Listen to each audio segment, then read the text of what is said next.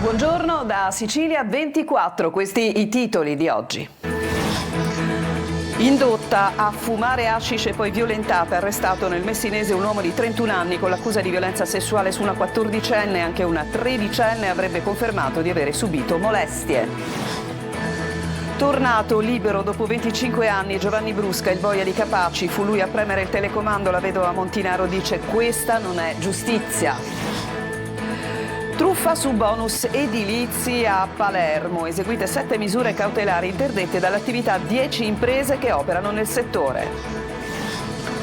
I progressi ottenuti e le sfide ancora aperte, il sindaco di Catania Enrico Trantino ha tracciato un bilancio a 2 anni esatti dall'inizio del suo mandato. Il caos sulla A19 si corre ai ripari, Schifani annuncia interventi urgenti di ANAS per ridurre i disagi, dal 20 giugno situazione più fluida. Per la Cassazione spiare i messaggi su WhatsApp è reato, si rischiano fino a 10 anni di carcere.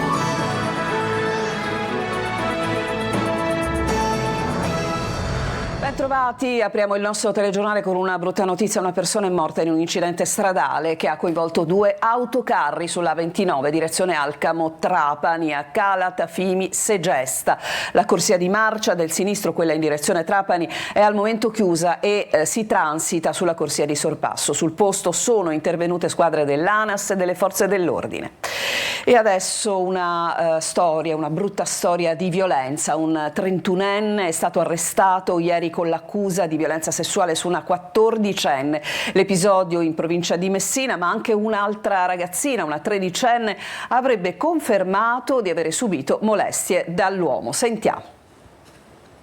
Prima l'avrebbe attirata in un'abitazione isolata, poi costretta a fumare hashish e quindi l'aggressione con l'accusa di violenza sessuale aggravata su una 14enne. È stato arrestato questa mattina all'alba un 31enne di Patti nel Messinese. Al giovane ad essere domiciliare è stato contestato anche il reato di violenza privata. Secondo il racconto della giovanissima, l'indagata a novembre scorso l'aveva contattata sfruttando delle comuni frequentazioni, creando ad arte i presupposti per trovarsi da solo con lei e approfittando delle sue debolezze caratteriali e della notevole differenza di età, l'aveva attirato in una casa non abitata nella sua diretta disponibilità. Sempre secondo il racconto della vittima, l'indagato, dopo averla attirata ed aver chiuso a chiave la porta dell'abitazione, l'aveva indotta a fumare dell'hashish, così abbassando ulteriormente le sue difese, e aveva proceduto alla violenza nonostante le reiterate resistenze della stessa e pur nella piena consapevolezza della sua volontà contraria. Nel corso delle indagini anche un'altra giovane, una 13enne, ha confermato che l'uomo avrebbe tentato di abusare di lei.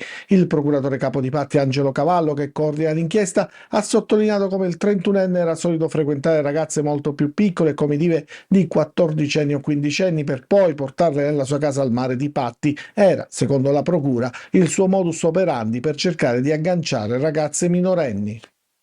Il boss Giovanni Brusca torna libero. Fu lui, lo ricordiamo, ad azionare il telecomando della strage di Capaci. A fine maggio ha concluso il periodo di libertà vigilata. In tutto ha scontato 25 anni di carcere. Giusy Lazzara. È libero Giovanni Brusca, il boia che ha premuto il telecomando a Capaci e fatto sciogliere nell'acido il piccolo Giuseppe Di Matteo, figlio del collaboratore di giustizia Santino. A fine maggio sono trascorsi 4 anni di libertà vigilata, stabiliti dalla magistratura di sorveglianza. Era l'ultimo debito con la giustizia del boss di San Giuseppe Jato, responsabile di decine di omicidi e che dopo l'arresto e dopo un primo falso pentimento decise di collaborare con la giustizia. Brusca, killer feroce, aveva conquistato il rango di Scanna Cristiani. Il suo arresto nel 1996 nel Covo, in provincia di Agrigento, poi in carcere ha trascorso 25 anni. Non mancarono le polemiche, l'indignazione per la sua scarcerazione e la decisione di sottoporlo alla libertà vigilata. Adesso il boss, da uomo libero, continuerà a vivere lontano dalla Sicilia, sotto falsa identità, e resterà sottoposto al programma di protezione. In questi anni di collaborazione si è autoaccusato di oltre 150 omicidi. Adesso la liberazione, che nel suo caso, come previsto dalla legge, ha visto applicare i benefici previsti per i collaboratori affidabili. E si riapre una ferita per i familiari delle vittime. C'è poco da dire, la legge è questa, così Alfredo Morvillo, fratello di Francesca, moglie di Falcone, accoglie senza commentarla la notizia della scarcerazione definitiva. Si dice amareggiata e indignata Tina Montinaro, moglie del caposcorta di Falcone. Credo sia indegno che Brusca sia libero, dice. Aspetto che la società civile si faccia sentire. Noi familiari, da 33 anni, non sappiamo la verità. Il corpo di un uomo in avanzato stato di decomposizione è stato trovato in un'abitazione a Mazara del Vallo, in provincia di Trapani. L'identità al momento è sconosciuta e pare vivesse solo in casa. I vicini, non avendolo visto da molto tempo, hanno chiamato i carabinieri. I militari dell'Arma, insieme ai vigili del fuoco, sono entrati nell'appartamento al piano terra e hanno trovato il cadavere. Sul posto ha effettuato il sopralluogo il medico legale Tommaso Lipari. La Guardia di Finanza di Palermo ha eseguito 7 misure cautelari nei confronti di appartenenti a un'associazione per delinquere che ha messo in atto frodi sui bonus edilizi, bonus facciate, ecobonus e recupero del patrimonio edilizio, che gestiva 19 imprese edili, tutte con sede nel capoluogo, esecutrici di lavori di ristrutturazione fittizi per oltre 26 milioni di euro. Per 10 imprese è stata disposta l'interdizione dall'esercizio dell'attività nei confronti dei sodali. Sono stati già eseguite 2 decreti di sequestro preventivo, il primo per 8 milioni di euro e il secondo per circa 19 milioni di euro. Oltre ai 7 membri dell'associazione risultano indagate, pensate, altre 83 persone. A 2 anni dall'inizio del suo mandato, il sindaco di Catania Enrico Trantino ha tracciato un bilancio delle attività svolte, evidenziando sia i progressi ottenuti che le sfide ancora aperte. Sentiamo.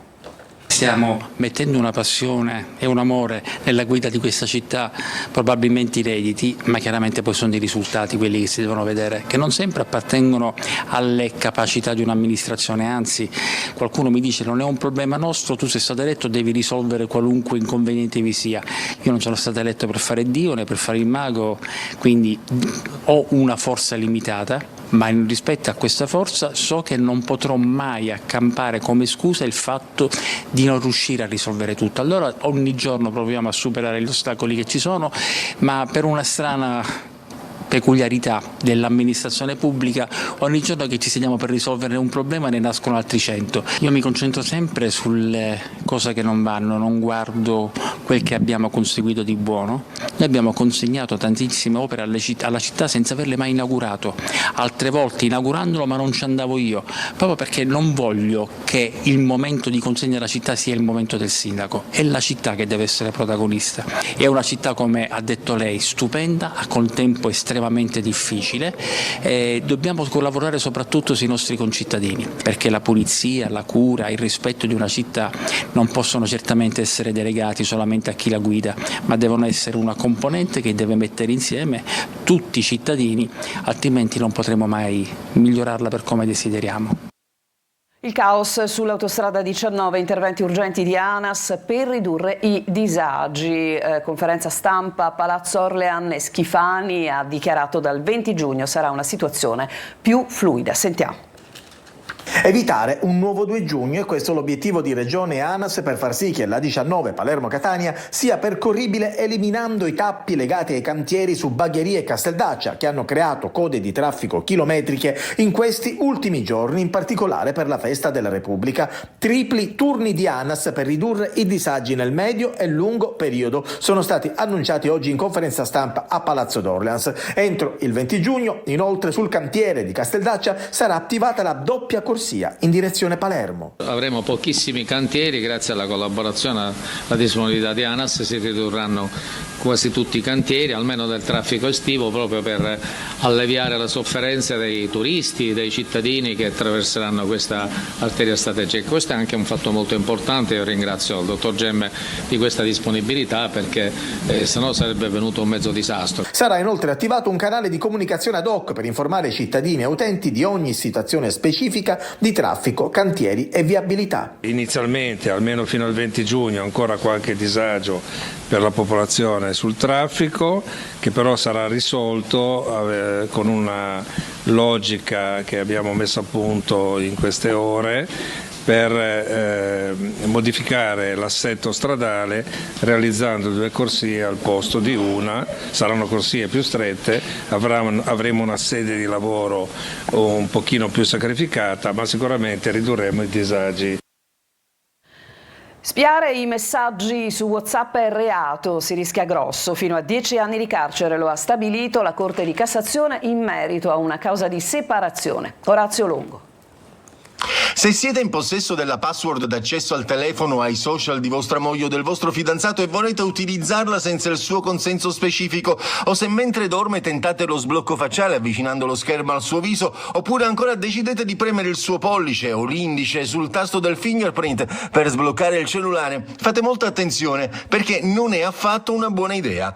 Anche se avete una precedente autorizzazione da parte dell'interessato o dell'interessata, il rischio è grosso, fino a 10 anni di carcere. Lo ha stabilito la Cassazione, giudicando sul caso di 2 coniugi in vita di separazione. La Suprema Corte ha rigettato il ricorso dell'ex marito della donna, che era stato condannato dalla Corte d'Appello di Messina per avere prelevato chat da WhatsApp e registri di chiamate dai telefoni dell'ex moglie senza il suo consenso. L'uomo aveva estratto i dati da 2 cellulari, uno dei quali in uso alla donna, l'altro di lavoro poi scomparso, e li aveva consegnati al proprio avvocato per produrli come prova in giudizio, al fine di ottenere l'addebito della separazione. Secondo i giudici, i messaggi e le chiamate contenuti nei dispositivi sono tutelati come parte della sfera privata e riservata della persona. E questo anche con le applicazioni come WhatsApp, che devono essere considerate a tutti gli effetti sistemi informatici. Va da sé quindi che l'uomo abbia, scrivono i giudici, arbitrariamente invaso la sfera di riservatezza della moglie attraverso l'intrusione in un sistema applicativo che dovrebbe invece essere riservato al solo proprietario del mezzo. Il consenso temporaneo all'uso del telefono non elimina la responsabilità penale se viene superato il limite fissato dal proprietario del dispositivo. Adesso lo sapete. Si è sbloccata positivamente la vicenda che riguardava la giovane nigeriana ristretta nella casa circondariale Pagliarelli di Palermo con un bambino di 1 mese. La detenuta e il piccolo sono stati prima trasferiti nel carcere di Agrigento, dove esiste uno spazio adibito a nido, e poi ai domiciliari. Il cappellano del Pagliarelli, frate Loris, aveva dato disponibilità ad accogliere il bimbo e la donna qualora avesse ottenuto gli arresti domiciliari, e il magistrato ha così accolto l'istanza dell'avvocato e la disponibilità del frate. Adesso ci fermiamo, c'è una pausa e torniamo tra poco.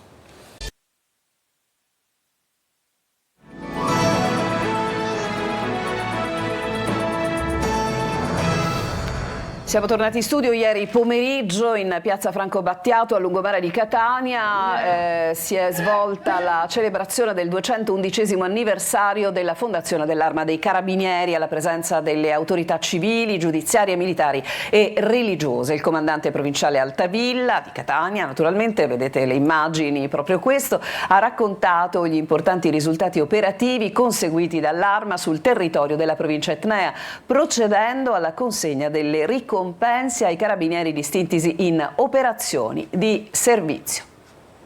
Restiamo a Catania, andiamo a Librino, salgono le temperature e aumenta il rischio incendi. I quartieri catanesi, appunto di Librino ma anche di San Giorgio, sono invasi da cespuglie ed erbacce, basta davvero poco per scatenare i roghi. Tonino De Mana. Enormi cespugli secchi pronti a diventare e trasformarsi in inneschi pericolosi. Con l'aumento delle temperature aumenta il rischio incendi e sale la preoccupazione dei cittadini che ogni anno sono alle prese con l'emergenza incendi. Questa è l'attuale situazione sul viale Biagio Pecorino. SOS è già scattato a San Giorgio e Librino, dove vaste aree a ridosso delle abitazioni non fanno dormire sonni tranquilli ai residenti. Perché ci sono tutte queste vegetazioni? Perché di botto può bruciare, anche brucia da sola. Può accendersi qualsiasi cosa e le case sono proprio attaccate, come vedete le case sono attaccate. Il territorio ricade sulla 6ª municipalità ed è proprio il presidente Valenti a ricordare gli interventi fatti. So che recentemente è stato effettuato appunto un appalto per quanto riguarda le linee tagliafuoco che dovrebbe cominciare a breve. Linee tagliafuoco che però vengono fatte a giugno inoltrato, non è un po' tardi? Siamo sicuramente un po' in ritardo, non dimentichiamoci comunque che il Comune ha dovuto affrontare delle difficoltà economiche, ma sono certo riusciremo anche ad effettuare questo lavoro. Siamo a ridosso della chiesa della Resurrezione del Signore ed il parco giochi che vi mostriamo è quasi inaccessibile, con le erbacce secche che invadono i sentieri rendendoli off limits. Situazione addirittura peggiore nel parco di Viale Nitta. Qui per 2 volte sono state messe a dimora migliaia di piante con fondi europei. Nel luglio 2024 tutte essiccate, nel novembre 2024 ripiantate, lo vedete. Le migliaia di piante che sono state nuovamente piantumate nell'area di Librino rischiano di incendiarsi, considerato che sono ormai coperte dalle erbe spontanee, e mi auguro che l'amministrazione possa intervenire in maniera celere per salvare questo progetto importantissimo per Librino, appunto. Nel giugno 2025 prossime nuovamente ad essiccare e ancor peggio di andare in fumo, per buona pace di chi da queste parti brucia soldi e speranze di rilancio. A Messina prosegue il percorso di risanamento della città, consegnate le chiavi dei nuovi alloggi a 32 famiglie che vivevano nella baraccopoli di via Taormina. Francesco Triolo. Una nuova casa per 32 famiglie del rione Taormina, un nuovo inizio per chi viveva, sino a qualche tempo fa, nelle casette della zona sud di Messina. La consegna delle chiavi degli appartamenti a Palazzo Zanchi è un gesto altamente simbolico per tanti abitanti, avvenuta alla presenza del subcommissario al risanamento Santi Trovato, del sindaco di Messina Federico Basile e del presidente di Arismè Fabrizio Gemelli.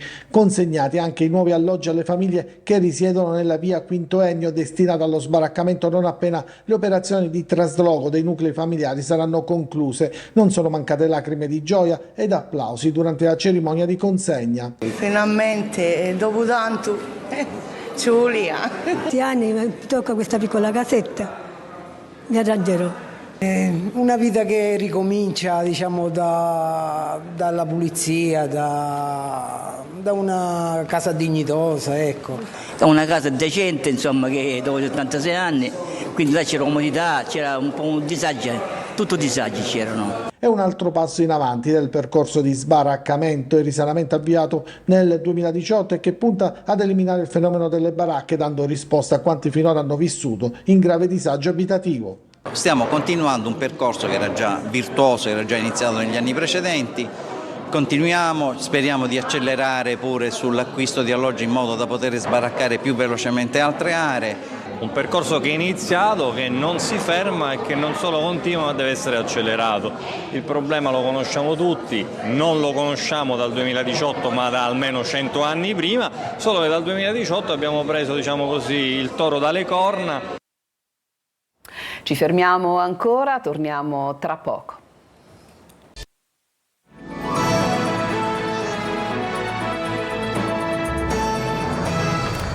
Ultima parte del nostro telegiornale, un video per raccontare la Sicilia, il filmato realizzato dal regista Vicky Gitto che racconterà l'isola all'Expo 2025 in corso di svolgimento in Giappone. Orazio Longo. Potrete viaggiare in giro per il mondo, ma solo in Sicilia troverete l'universo. Così inizia il video che vuole raccontare il patrimonio naturalistico isolano all'Expo di Osaka in Giappone. Una Sicilia in qualche modo inedita, da scoprire. Il filmato, realizzato per conto dell'assessorato regionale al territorio e ambiente, è firmato da Vicky Gitto, uno dei pubblicitari più innovativi e visionari del panorama internazionale, fondatore dell'agenzia GB22 e rappresentante italiano del Cannes Lion Festival. A presentare l'anteprima a Palermo è stata l'assessore Savarino. È un racconto emozionante che parlerà delle nostre bellezze naturali. Sarà il bigliettino da visita della regione siciliana che questo assessorato porterà in giro per le esposizioni, le manifestazioni, i grandi eventi, a partire dalla prima vetrina più importante, che è quella di Osaka, dove sono previste oltre 28 milioni di presenze. Una Sicilia che va oltre i cliché, spiega il regista Gitto, con un racconto fatto da una giovane viaggiatrice che sulle immagini che scorrono racconta le bellezze di Trinacria, dalla riserva dello Zingaro alle saline di Trapani, l'oasi di Vendicari e l'Etna, grotte, isole, fiumi, faraglioni, la Scala dei Turchi e tanto altro ancora. Un percorso di valorizzazione che ha l'obiettivo di portare al 30% entro il 2030 la parte di territorio protetto in Sicilia. Solo se noi siciliani ci innamoriamo delle nostre bellezze naturali, impareremo anche ad apprezzarle di più e a farle conoscere al resto del mondo. Con questo servizio si chiude questa edizione di Sicilia 24, tra poco la rassegna stampa curata da Emanuela Corsi e il telegiornale tornerà alle 14. A tutti buona giornata.